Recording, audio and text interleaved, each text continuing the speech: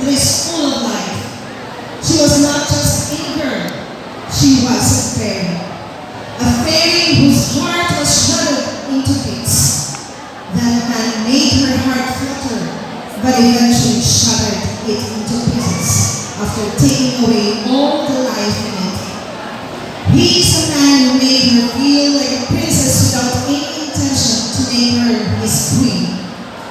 Maleficent gave her heart and soul until nothing was left. Then darkness succumbed her soul. Maleficent didn't have a choice. She needed to be strong to be able to survive even if she was dying inside.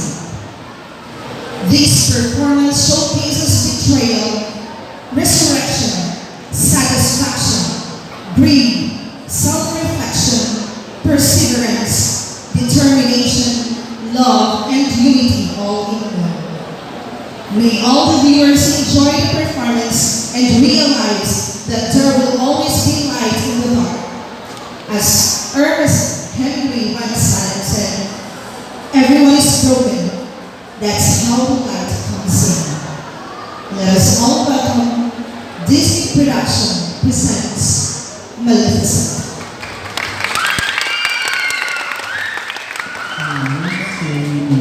Let us tell an old story anew, and we will see how well we know it. Once upon a time, there were two kingdoms that were the worst of neighbors. So vast was the distance between them that it was said only a great hero or a terrible villain might bring them together. In one kingdom lived folk like you and me, with a vain and greedy king to rule over them.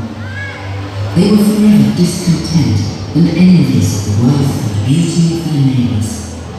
For in the other kingdom, the Moors, lived every man a strange and wonderful creature, and they needed neither king nor queen, but trusted in one another. In a great tree on a great cliff in the moors lived one such sprite. We might call her for a girl. But she was not just any girl. She was a fairy.